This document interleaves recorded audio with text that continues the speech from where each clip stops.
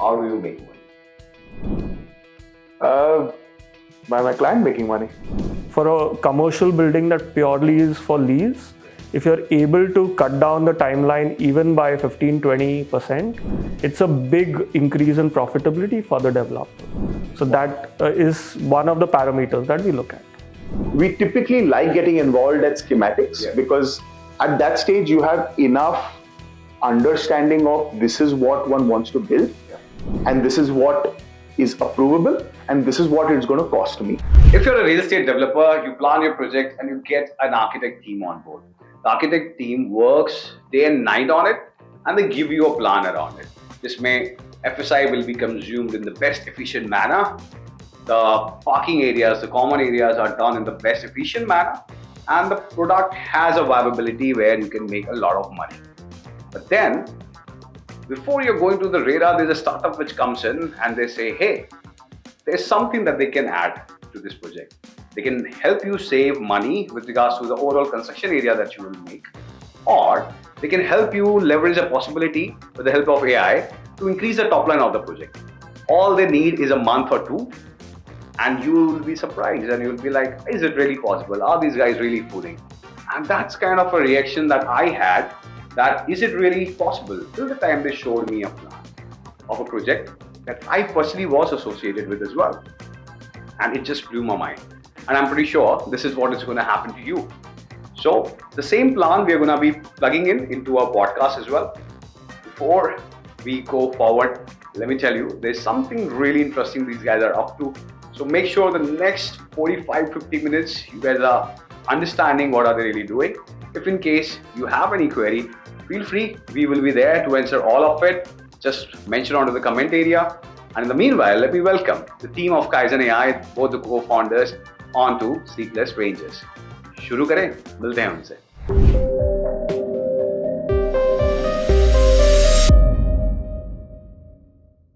So welcome to Sleepless Rangers, guys. Anuj and Jay. I have been looking forward to meet you guys.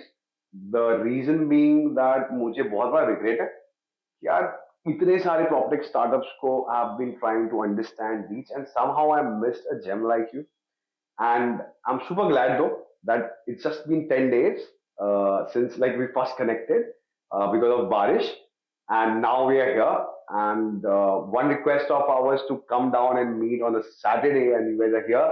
Super glad. Thanks a lot for joining in, and I hope that I'm gonna have amazing amount of learning because I'm truly excited to bring this story of Kaizen AI to the audiences for all of them. Just the way my mind is blown already based on whatever that we have discussed 15-20 minutes before this episode. I'm pretty sure the audience is going to enjoy this episode in a similar manner. So thanks a ton for joining in, guys, once again.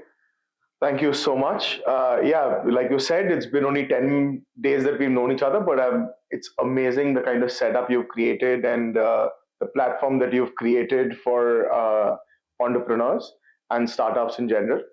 It's not something that has existed, at least to my mind, in India, and it's really commendable what you've been able to do.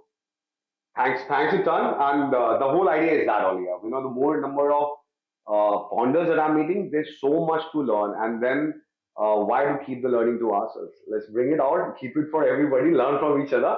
So, guys, let's get started. Absolutely. Okay. So the first signature question that I always ask all my guests who come onto the couch is, what are you really doing? If you could tell the audience, and why are you doing what you're doing? Because on this planet Earth, you could be doing so many things, but why Kaizen AI? So let me explain what Kaizen AI is before I answer the next question. Kaizen AI is a value optimization platform that looks to increase profitability for developers / clients on projects. We have been able to do it to hundreds of crores or millions of dollars for some very large publicly listed companies as well as smaller companies, India as well as internationally. We've probably been one of the few companies that have been able to use AI in a tangible manner on real life projects and been able to create real impact with it. And one of the ways we've been able to do it is we actually is not a pure play where it's human intelligence mixed with artificial intelligence to be able to create real value. The value, what we were, the genesis of how it started is very interesting. But once we were able to see the impact that we were able to create, both financially as well as environmentally, it's been a bit of a life mission that we need to take this around the world and to make sure that we're able to create the impact we think this can have over the world. Super, super, and kudos to both of you for what you guys are doing. And I'm pretty sure the questions that I have for you coming, which are gonna come now, they are gonna be intense. So please do not mind. But I've got series of questions because I want our audiences to know the value chain that you guys are actually bringing. Because based on what I have understood, and if I have understood it right, then this is a place where you guys are sitting in a blue ocean. Uh, and someone like me who believes that I have known everything about real estate quite a bit, I'm proven wrong because this is not a perspective that I ever carried before meeting you. So, one question that I have in my mind when I'm talking about all of it, could you just summarize what is the value chain? If a developer is watching this, or real estate developers, if you have to go, what is the value chain that you are really offering to them? Got it. So we as Kaizen AI are primarily looking at how can we, using artificial intelligence, increase saleable area for the same FSI, reduce constructed area, reduce construction cost. That's a big factor for the profitability. It also helps in sustainability. Got it. We've been also a few other parameters that we look at is, can we reduce construction cost, reduce construction height if possible, keeping the saleable area more or the same. Another parameter that we see very often is, can we reduce construction times? For example, we did a project a few years back where we were able to reduce the construction timeline from 60 months to about 27 months. The building is complete now.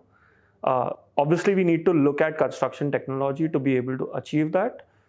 But the way we were able to look at that was, for a commercial building that purely is for lease, if you're able to cut down the timeline even by 15-20%, it's a big increase in profitability for the developer. So that is one of the parameters that we look at. So many variables and attributes, and I'm going to ask about each and every one of them with regards to how are you saving the construction, time, how are you saving, on the sustainability factor, how you are saving upon the materials that and the cost. All these questions are going to come, but before that, the one thing that I really value is time. So I'm going to ask you about, because trust me, I really believe we all are working hard to make money, but eventually to buy time, right? And you're saving that. That is the value prop which excites me the most, and I really want to know that how does that happen? A 60 months timeline coming to 27 months. How did you guys really do that? So we looked at currently majority of the projects in India are done through concrete RCC construction. When you look at different projects, you look at what makes sense to use an alternative technology. We have been using steel in India for mainly industrial projects. We've been using precast for more low-rise projects. We've been obviously doing a lot of research where it makes sense, where it doesn't make sense. So the idea is to take the right technology for the right project and apply it through the platform and see if there is a better output to what was already envisaged. So you're able to sort of come back with a solution that adds to the profitability and gives a better turnaround time for the client. Okay, so tell me one thing. Typically, when you guys are getting involved in a project, you guys are suggesting that, okay, these are the places where you can save this cost. This is how you can increase your top line. But when you are suggesting about time, that of course there is a construction technology companies, all those things are coming in. Are these the voices that you put into the developer's head also? And when you do it, are you controlling that narrative, or you're just suggesting? And if you're suggesting, are they taking it always, or like, is it choice? How does that operate? So the idea here is we consider ourselves as partners to the developer, right? So, and we're using developer only from a point of view of someone who is creating a building. It could very well just be a company that's doing it for self-use. But the intent here is, at the end of the day, how is a project successful? So, for example, the project we did in Dubai, what we realized was that the value of ground floor retail was 3 times the value of apartments above. So, we were able to find a way to increase ground floor retail by 57% within those same footprints. Got it. So, similarly, to do with time, what we do is we understand the business objectives just as much as we understand the other design and technical objectives. And one thing we're very open about is the use of technology, and that is whether that be digital technology like we've been talking about, or construction technology. Super. And how does one leverage that to be able to attain those objectives in a better manner? Right. So it is one of those end-to-end solutions where we don't say, listen, look there and we're off. In this case, we actually found the right vendor, were involved in negotiations, because typically, in this case specifically, when we did composite steel construction, it tends to be more expensive than RCC. The project was on the very outskirts. It was in New Bombay. So the challenge is finding a way to do it at a cost that was similar, because the construction cost being higher was not something that was palatable to the client. So how does one find a way that holistically solves somebody's problem and actually is a partner for the process, rather than someone that says, you know what, why don't you look at that and leave them at it? It's important to be that partner through the process. So we are talking about time, and I got to tell you with a lot of regret, audiences, that Anuj here has got a little lesser today, because unfortunately I took a little bit of extra time already in the conversation that we have had. And Anuj, thanks a ton for joining in. I'm pretty sure when the episode comes out, by that time, when people are going to see this video, there's a lot of learning that they're going to have just the way I had it. And what an incredible work you guys at Kaizen that you guys are doing. And rest assured, I'm bailing you out, not him. I'm going to ask a lot of questions. So looking forward to all the fascinating stories that you guys have covered together. In the meanwhile, thanks a lot for joining in. We'll see you soon. Thank you so much. Now, my question to you.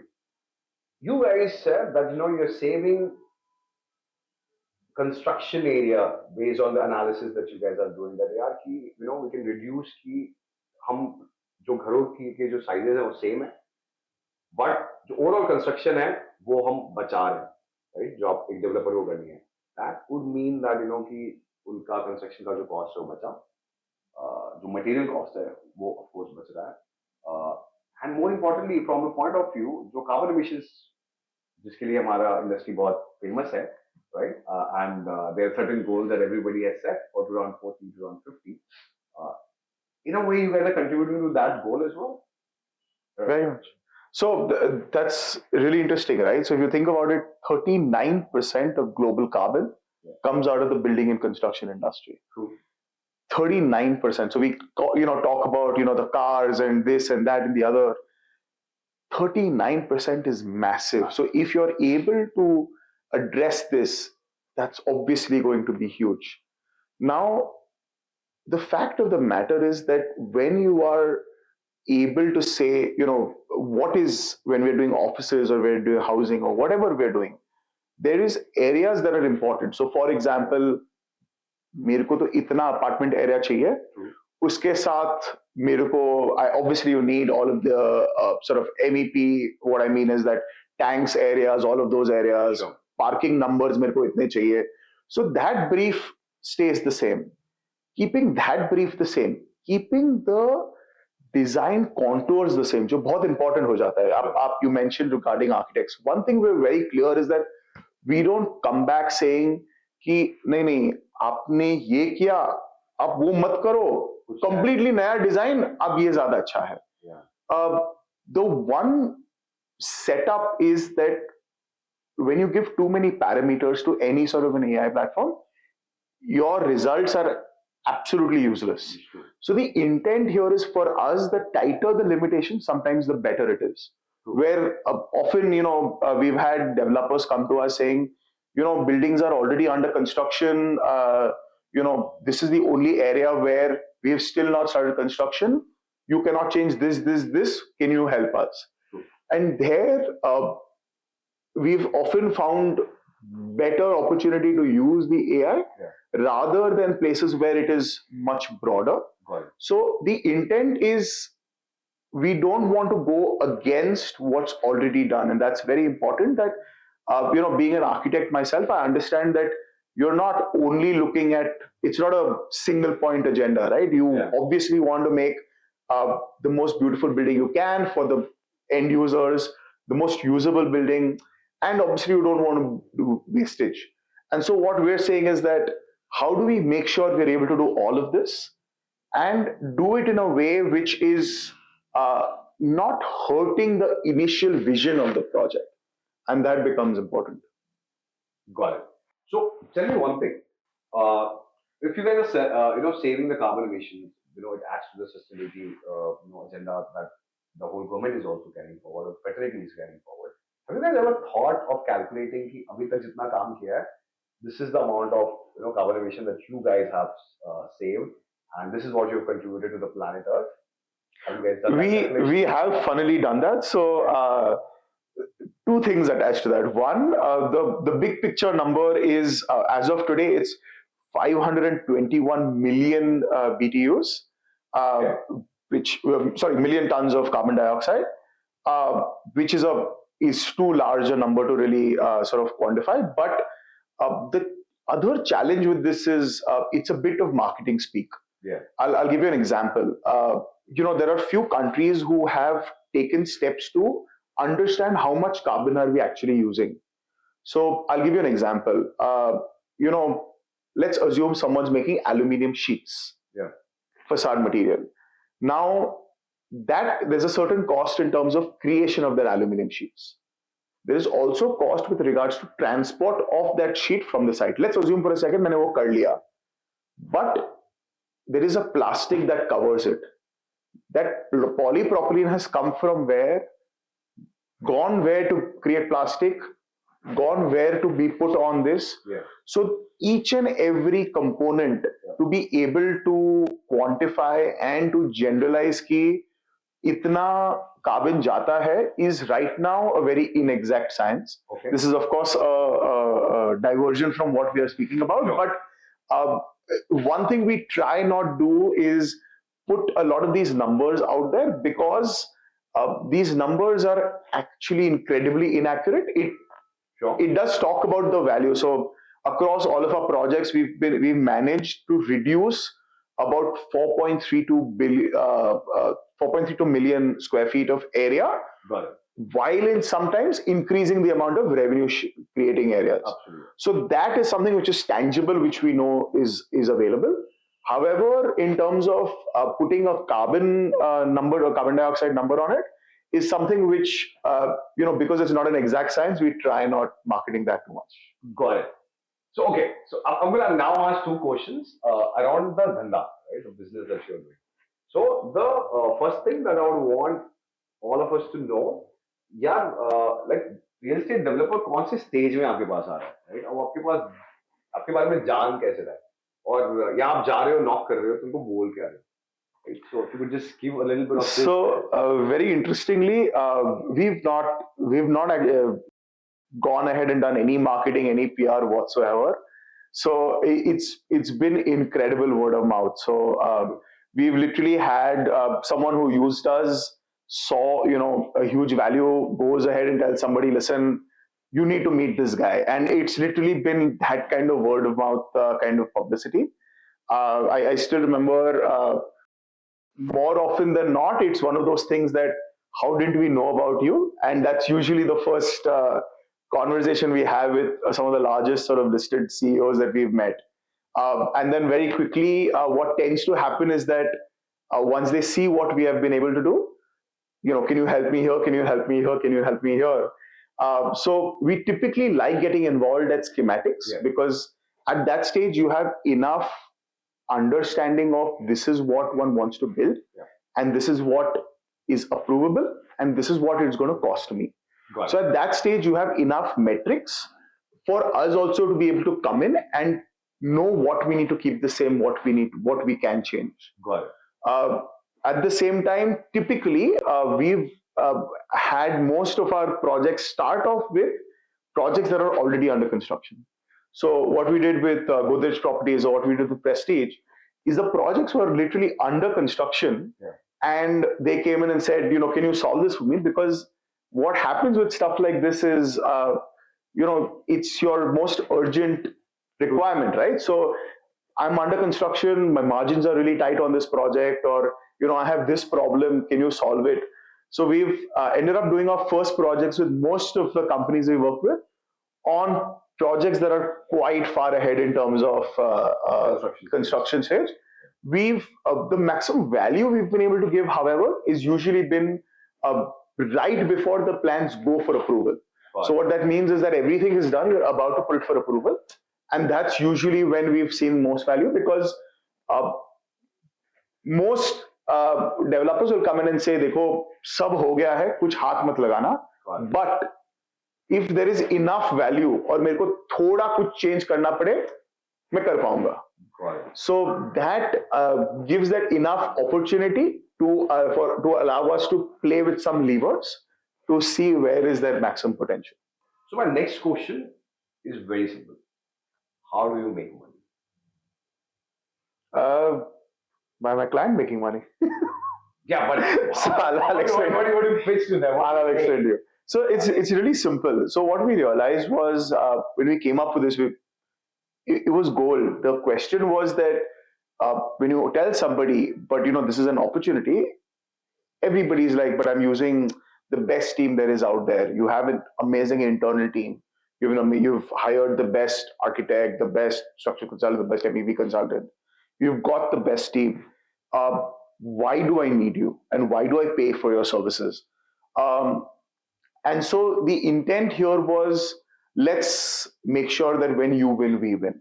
So the way we started out with a pure play, which was we'll do a success fee based sort of model, where the idea is whatever value we bring to the table tangibly, let's kind of take a percentage of that, and that's basically the setup. Okay. Now, of course, we've gotten quite busy. So what we do is for the India place, we do a small retainer, and then we still continue with the success fee based model. But that alignment is very important because it makes the client understand that we're on their side. We're not trying to, if what we're suggesting is something that they feel is not feasible or they feel, doesn't work, fair. There's no cost attached to us. And, the retainer is minor, absolutely minor. For us, that's more because that's an engagement fee. It's an engagement fee. In India, you give something for free. They'll just use you for everything, even though they can't actually change anything. So it just allows us to make sure that the client is serious about sort of change. But for us, the costs that we would incur just to be able to get to the point where they can say a yes or a no is much higher than the engagement fee. Got it. And so for us, we're very clear about whether it's a project that we want to sort of spend time on, when there's a client that we want to spend time on, and we want to make sure that there is value on the table, because that gives us the major advantage where we have multiple companies telling us we want to run this with a retainer agreement, where across all of our projects, why don't you run this on your platform? That's value for us, because that means they trust us to say, you know what, that's amazing. Can you help here? Can you help here? Can you help here? That's been really rewarding. So tell me, what's the highest, in terms of numbers, like money numbers, that you have saved for a client? What's a real amount that you believe that there's a differential for engagement we could save for them? Sure. So we've had, very different numbers. It's gone about 1,000 crores also on one project, which was a sort of big number, but that project changed hands from that developer to another developer. who happen to use our plans, but I'm not going to go down that road. Oh wow! Why did that part? Okay. So it's as you know, real estate gets a little murky. So it all's well that ends well, because of course they heard about it and they engaged us for something else. But uh, I would say a project which has seen light of day and has probably been the maximum. I think that's been about 720 crores. That's for Suntech Realty. That's a single project of about a million and a half square feet, and that's we're close to topping up that project soon.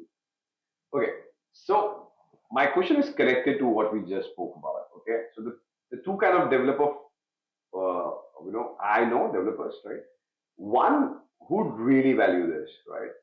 And if they get to know that 720 crore is what you have saved, then buddy, you are the best that I've ever had. I'm not going to leave you. I'm going to sleep with you every day. But the idea is I'm never going to be ensuring that I don't do a single project where Kaizen is not involved. Okay, that's the first set.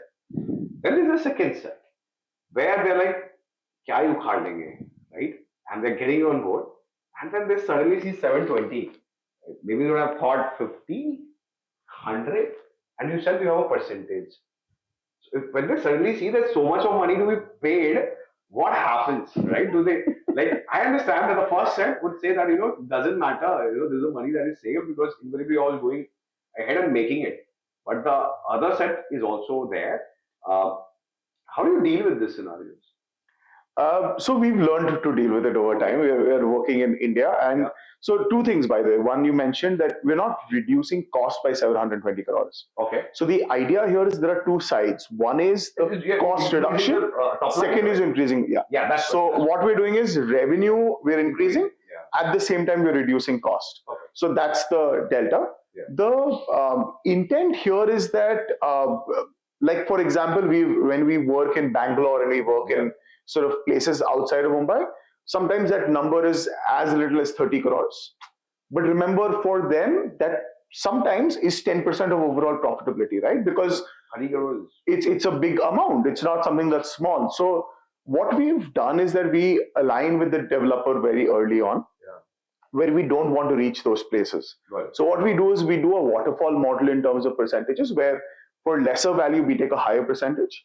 And then, like the income tax bracket, basically you reduce the percentage. So for higher value, we go down to as less as 2%. Okay. So the idea here is that we understand that, it shouldn't feel like I can't do this. And we have to understand that, there is the Indian sensibility and the Indian value. And so how do you work within that without it seeming too much is... Sure. So tell me about your favorite project that you ever got, and you and your team really enjoyed working on it, and why? So it's funny. It's one of those things where it's one of your children, right? So it's a hard question to answer. For us, we've really we like working with sort of owners that see that difference and kind of communicate that difference, right? Yeah. So often this happens where there's a lot of value, and then we hear back saying, that's too much, and that's a problem, or there's a problem, and we understand, right? There's a cost to be paid for that. Versus we've had owners saying, you guys are magicians, and you need to meet this friend, and you need to meet that guy, and you need to meet the other guy. And we've, touchwood, been really lucky where we've had quite a few of these, which is why we've never need to go and do marketing, because we've just had some amazing, working relationships where they've become friends, where, once they see this, they're like, everyone I know is going to know that this exists. And so word of mouth is so incredibly strong, because then there is a tangible project that, exists in that sort of group or friend group. And then you tend to actually do a lot more work with that group. So it's been really humbling, where so many people have kind of introduced us as these are magicians. I'm sure. And it's been so heartening for the entire team, right, to be introduced that way, to be looked at in that way, and it's something which we are really proud of. Absolutely. So, but my question still is, I'm waiting for a name, like one project that came closest. I know it's tough to choose, but yeah, one that that literally gave you thrills, chills, everything at one go. So I think the project that we've just completed, which basically it's an international project, which I'm unable to speak about right now. Okay. Unfortunately, what is it that you so the idea here is that we've last couple of years we've spent a lot of time on gaining international credibility, because what happens is that uh, right after COVID, I happened to travel to Dubai, and in meeting developers there, one thing which I was told is, it's nobody's going to take you seriously unless you've done work either in Dubai or in the US, because when we see projects out of India, for us it's like you're sitting in India and somebody's saying you've done projects out of Nigeria or something, and you're going to be like, but I don't know what that quality is. I don't trust that they'll do better here. And what we realized was that unless we actually do large projects at scale with some of the top architects internationally, that's when this will really take this thing. And we've been able to do projects in Dubai. We've been doing projects in Malaysia. We've done projects with, I would say, top 5 architecture firms in the world. So we've done some projects of real sort of recognition in a sense. So it's been great to see that we've been able to put our model to test in some of the most challenging scenarios, and have been able to do some pretty incredible things. Super. So now, my while we're speaking, this is something that struck me. Uh, at the start of the podcast, I asked you that how do these legacy architects looking at you?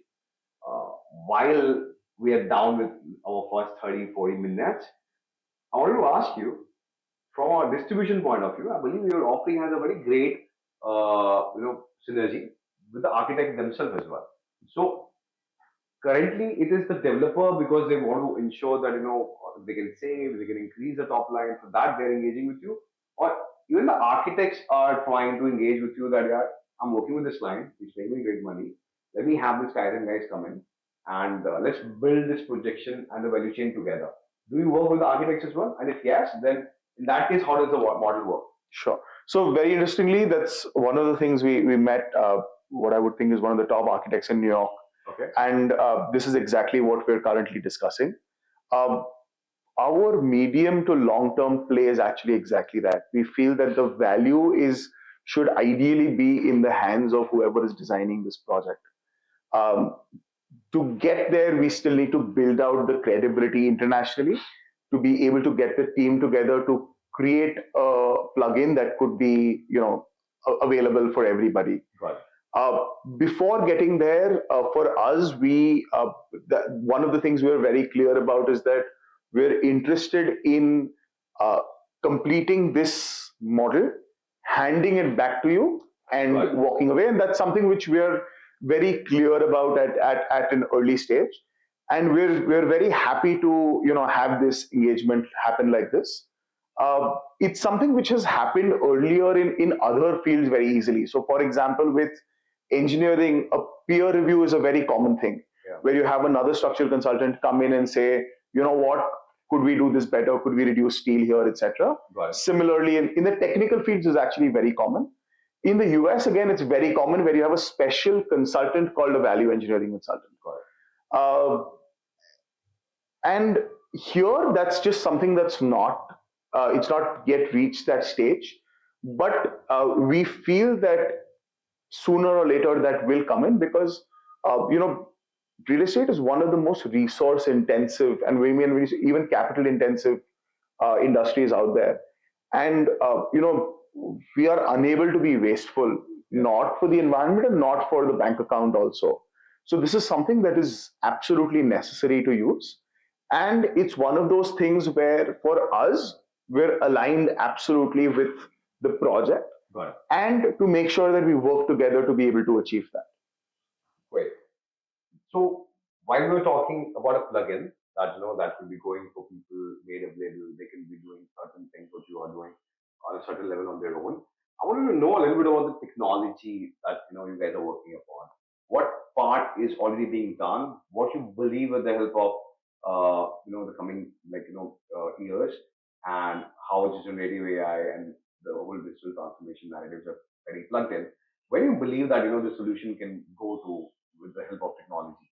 So whatever that you're doing, and I believe there's a part technology play, part service play. But do you think it will be all automated? Will there be a future of that sort, or am I wrong?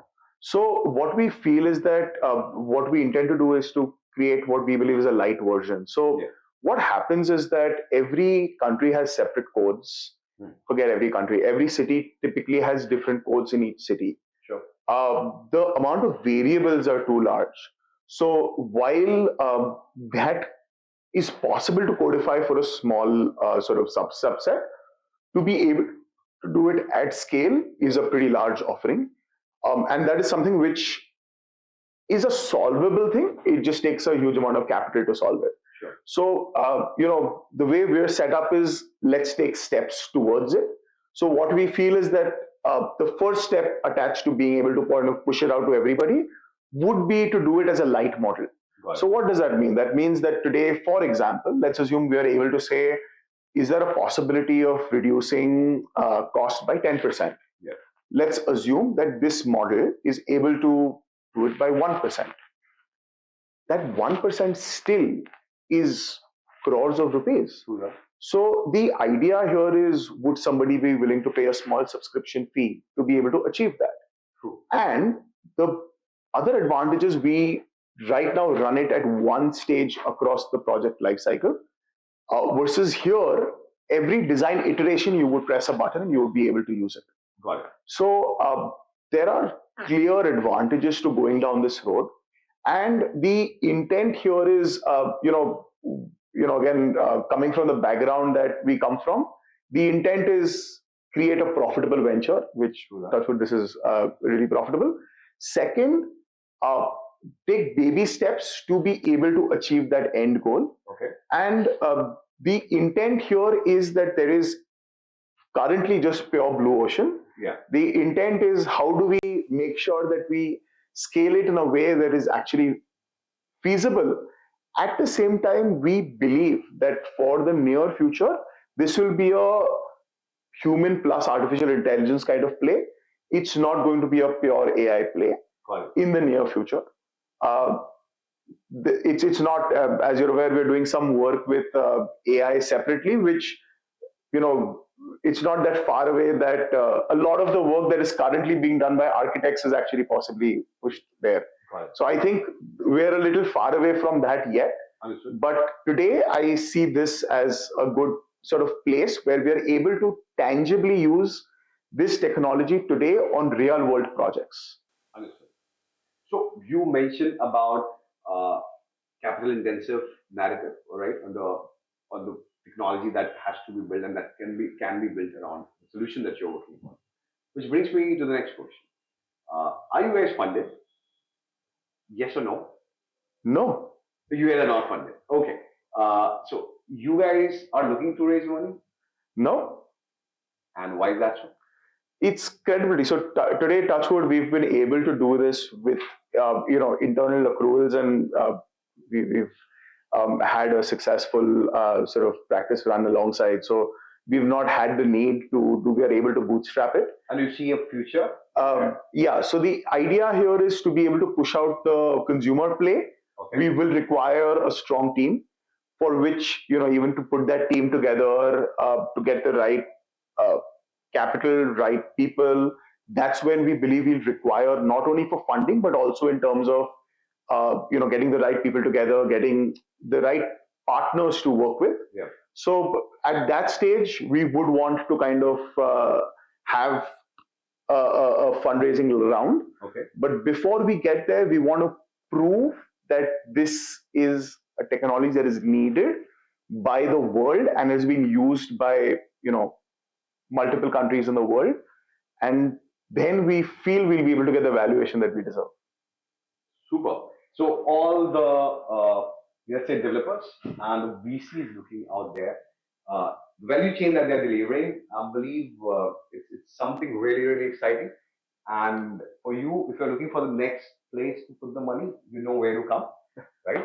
So feel free, and that's a plugin from my end that I can do. Okay, so next moving to a very important segment, which is the startups, right? This whole ecosystem. There's a particular space that you are operating in. Which are your two favorite Indian top tech startups? So, interestingly, we were talking about Snaptroad, Okay. and it's amazing what. So, what's happening internationally, I think, is quite well known.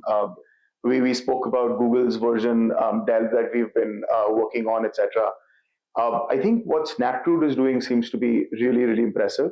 Okay. Again, we're a design guy, so prop VR is again really interesting because uh, wherever we are able to improve customer experience, wherever we are able to do a better than what has been done earlier, it would be good to push them along and hopefully see them become unicorns. Absolutely. So tell me one thing. Do you see that in your whole narrative and journey that is there a problem that you have found which you believe that nobody is working upon and wish somebody was working upon it where it could have made life of yours or your clients easier? Is there any such opportunity that you have ever come across or something that comes at the top of the mind recall? Lots, actually. Oh my God. One or two, whatever that you want to share. So, personally, I feel that there is, I always kind of go back to the Android versus Apple kind of debate, where when I was young, I was an Android guy. Got it. Like, I'm the guy who is, rooting and the system and, installing my own apps, doing all sorts of things because you have time at that stage. And at that time, you maybe don't understand a lot of other things or where you could use it, but within college life, etc., there's so much back and forth we do with tech. And today, where I can think of so many things that could make life sometimes marginally, sometimes in a big way better through technology, I don't have time to be able to build that. And what could be those? So, day to day, I feel that like even email, if one thinks about it, it's so archaic in the way it is set up. Right. Where we're still writing these long form emails. Sometimes you're not like people are sometimes not clear who is this meant for, what are the action items, what is small things like this is actually an idea that I had which just was an idea.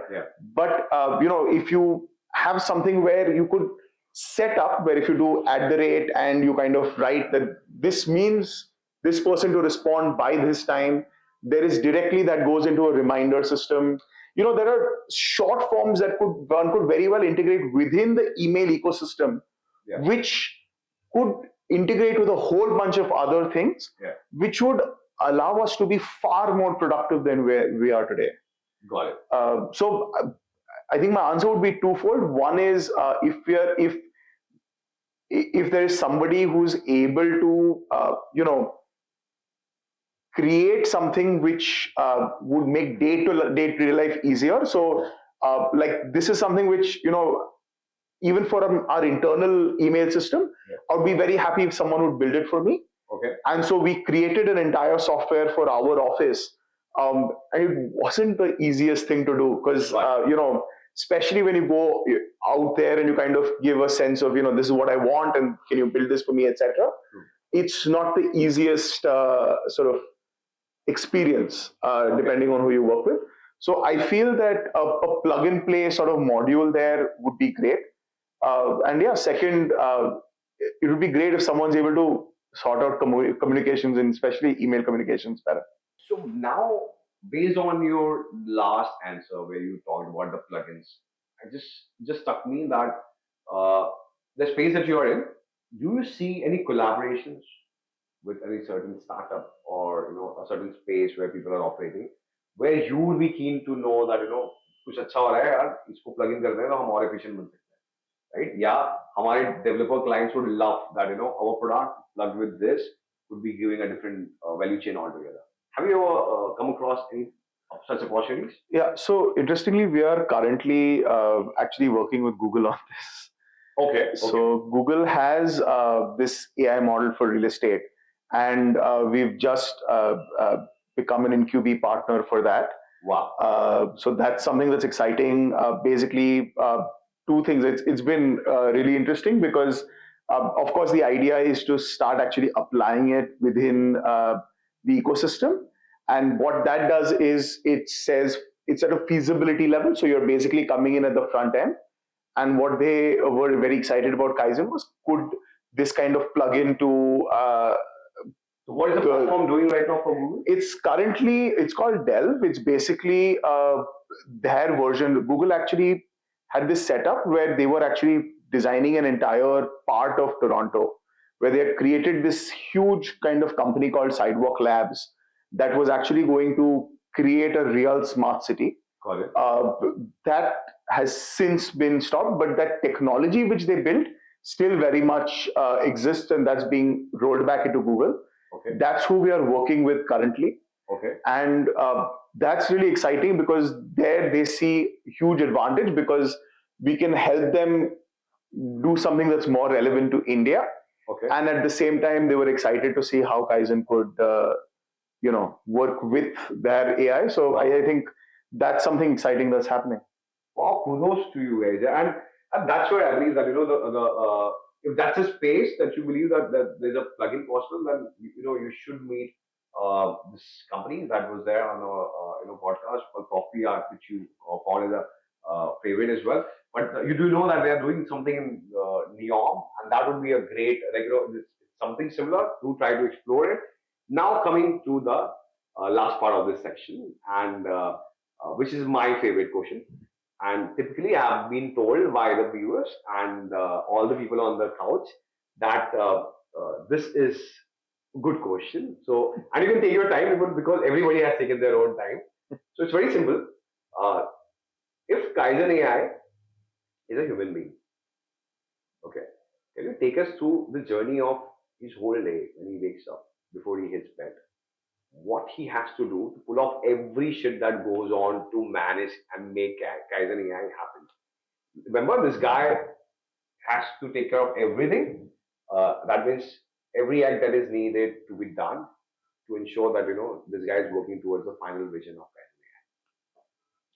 I think, I think the beginning we would get a call from somebody in some part of the world saying there's this project and can you help us with either reducing carbon emissions or increase profitability or both. And giving us limitations of what we are able to change, what we are unable to change. It's so exciting. We've been having a lot of these calls, and it's so exciting how much of a difference exists between different cities and different countries in the world, and kind of understanding the entire cultural setup and the real estate setup through that. Okay. Cut to 2 hours later, and we're able to come back saying, yeah, that's what we're able to do. We're able to reduce, cost by 10%, increase revenue by 5%. I think that would be a good day in the life where we're finding a way to be more environmentally sustainable and financially sustainable at the same time. Wow. So brilliant. I believe you answered it quite well, and it gave a great amount of gist.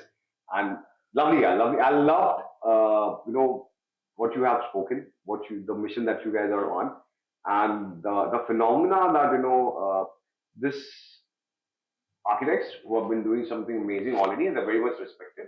On top of it, sort of young guys coming in and adding a super value, which directly reciprocates to money. I believe there is no better foot in the door for the real estate market. So I'm pretty sure in coming days, there's only going to be some amazing stories coming. And I'm going to be making sure that wherever that I'm going, I am talking about you guys and getting you as much engagement possible to the developers who do not know you yet. And to all the audience who saw this episode today, I hope that just like me, there's a lot of learning that came your way. And make sure that if you love the episode and if you have any question for Jay, you comment. I'll make sure that I ask those questions and I personally will be the one responding back to you. Thanks a ton for joining in. Thanks a ton for watching the episode. And thanks a ton for being such an amazing audience. And Jay, to you, thanks a lot for taking all the time and being a wonderful guest on the couch. And I hope, as much as I enjoyed, you also have had a little bit your fair share of fun taking us through the journey of Kaizen AI. Kudos to you and your team, and super happy to have you. Looking forward to an amazing growth journey of you guys. Thank you so much, and it's been amazing. I must commend you on the platform that you've created to have our voice reach the right ears. And it's been we've not met for a very long time, and but it feels like it's going to be a good time getting to know you. Absolutely, same pleasure. Thanks a lot, everybody. We'll see you again on the next episode. Thank you. Thank you.